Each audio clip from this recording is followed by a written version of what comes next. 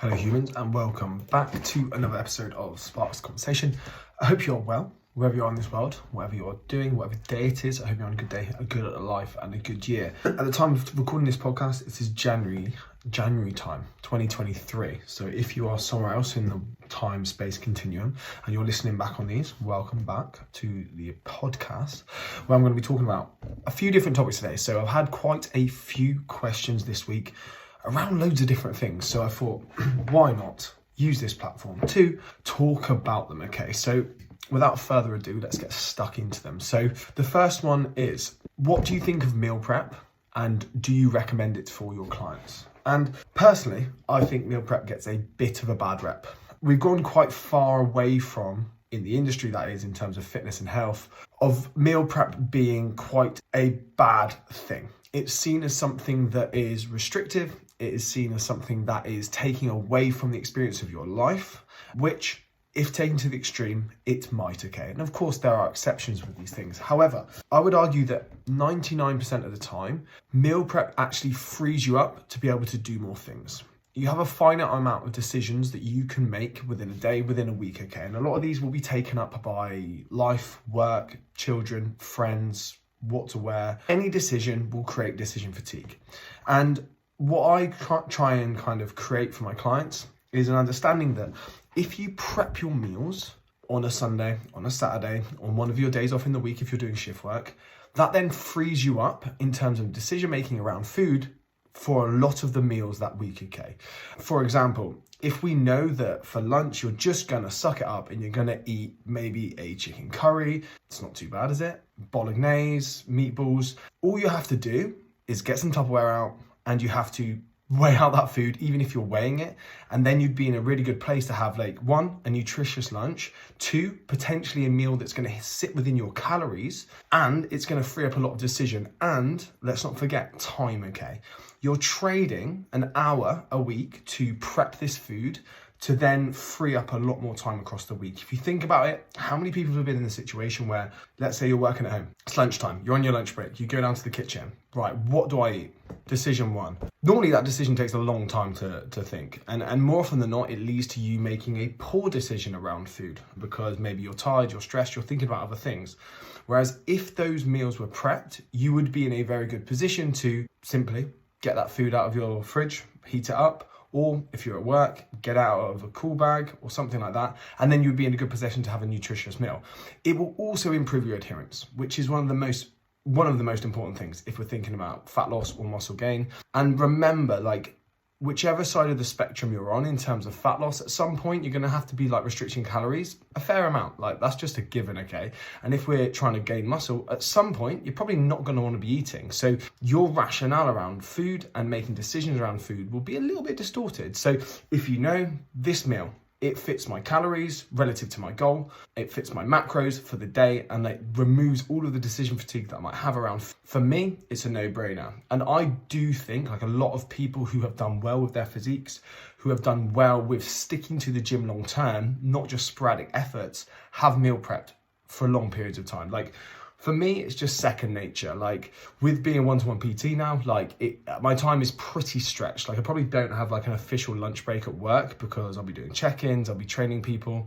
So for me, prepping meals on a Sunday is literally like a ritual that I would not kind of give up for anything really, because if I think about it, it's something that's freed up a lot of time for me, decision-making capabilities, and has kept me on the straight and narrow for quite a while. Some might say it's boring, some might say it's restrictive. And of course, like, if you want to, you can go and have a meal deal, like, absolutely fine, but you'd probably get a more nutritious and beneficial meal relative to your goal if you prepped it, okay? So that's my 2 cents on meal prep. I realise that's 5 minutes of me talking about meal prep, so enjoy that.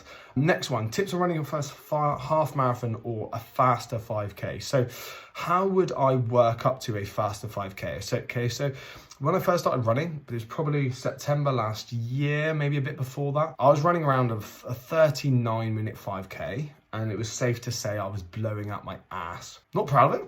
And like, obviously, like, what did I expect? Like, I haven't trained for it. I haven't done any running in years. I was probably against running unless I was getting chased by a predator.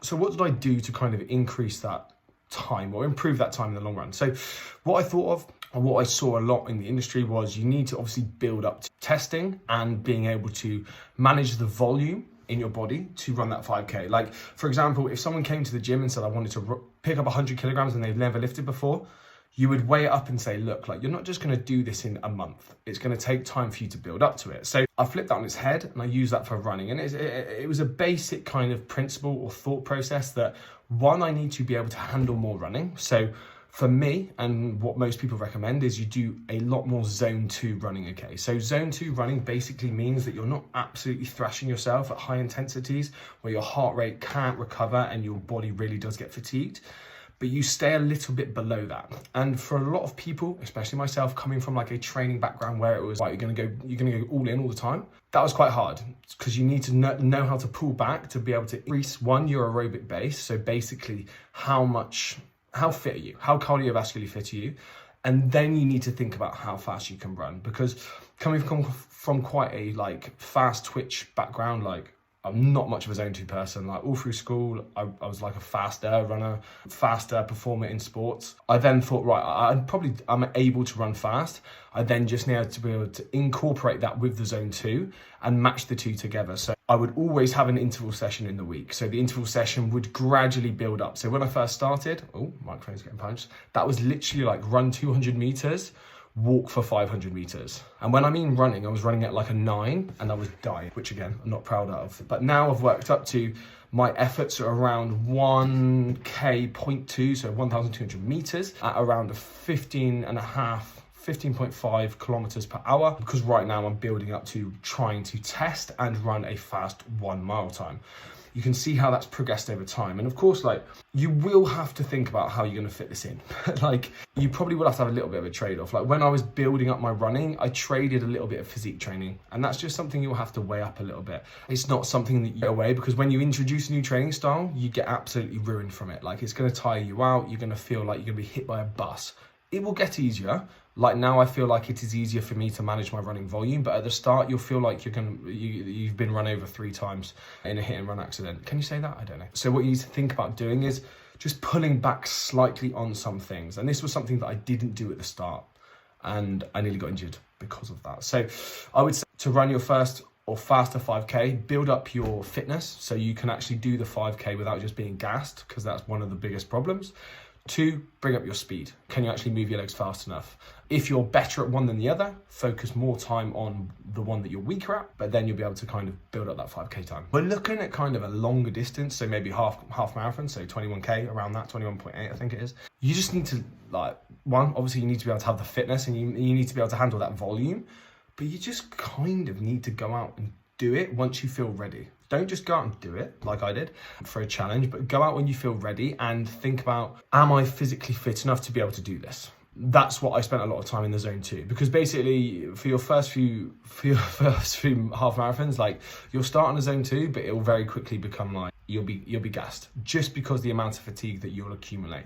But then I guarantee once you do one, you'll be wanting to do another one, and you'll want to improve that, okay? So that would be my advice for the half marathon. I'm still kind of figuring that one out, so I'm not kind of going to give out too much advice on that one, just because I don't want to give out the wrong advice. The main thing I would say, if you're a bigger guy or girl, in terms of muscle mass or in general, just make sure that you have adequate footwear and you actually train yourself to be able to run. Train those muscles that you need to be able to run, build up your volume over time, just like you would if you were in the gym. So the next one is about confidence in the gym, because it's January, right? Like, lots of people going in the gyms that haven't been in the gym before or a while, like, you're gonna feel a little bit scared, okay? That's fine. Like, if I went to I was gonna say strip club, that's probably not the best idea. If I went to like an orchestra to watch like some theatre stuff, I don't know, I'm showing my age here, I would be nervous, I'd be scared, okay? So what you need to think about is, like, at the start, when you're nervous, you're underestimating yourself. And that might seem a bit harsh, and it might be okay, but more often than not, you've neglected your training, your physique, your strength, your performance for a long time, okay? And now you're finding out what the result of that is. And more often than not, it might mean that you are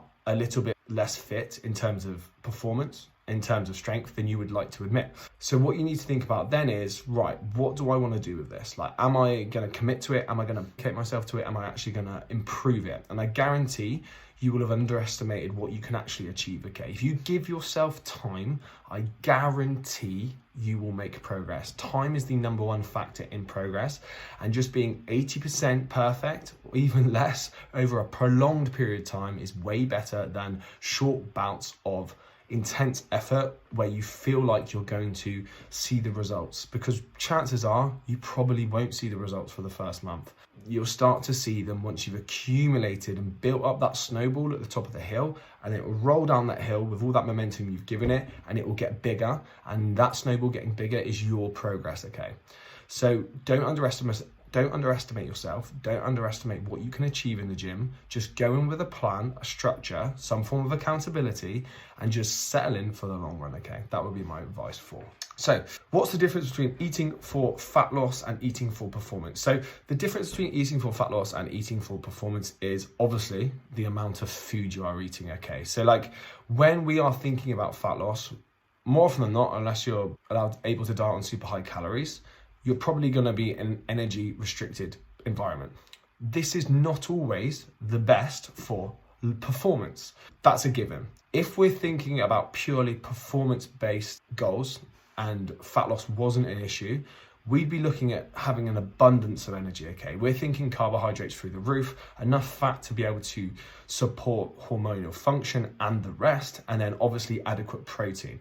If anything, protein, well, we know that protein will be stable for within a dieting phase and a performance-based block. The main thing that will need to take a hit in most cases will be calories, okay? So calories will be pulled down if you're trying to drop fat, and they will be at maintenance, if not in a surplus, if you are trying to improve your performance. Carbohydrates is again down to personal preference. From pretty much everyone I've spoken to, and I've got a few friends who've done like nutrition degrees and are going to be doing PhDs, carbohydrates are key. So if we're looking at performance, we need to be thinking about carbohydrate being ridiculously high or high enough that we can make sure we're not underperforming through a low carbohydrate availability.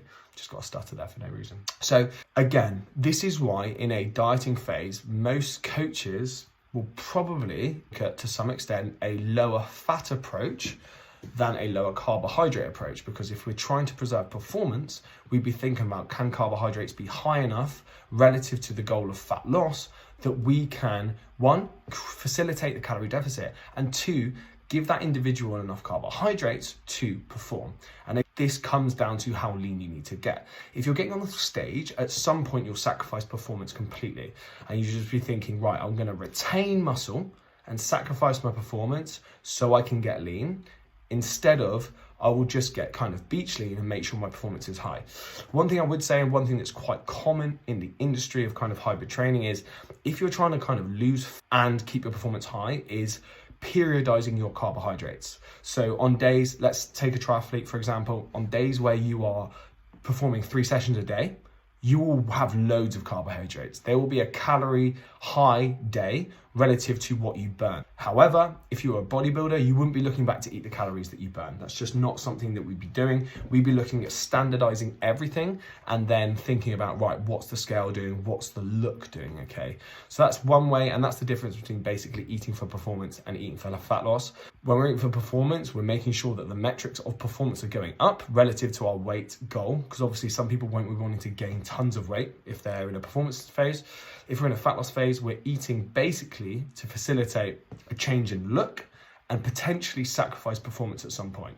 More often than not, we will. Next one, and last one, because I need a wait. What is set point theory? Heard you talk about it before, and how does it apply to people? So set point theory basically means that each individual, unless you're in, I can't say that, I'm not going to say that. Each individual has a set point in terms of body weight that their body is happiest at.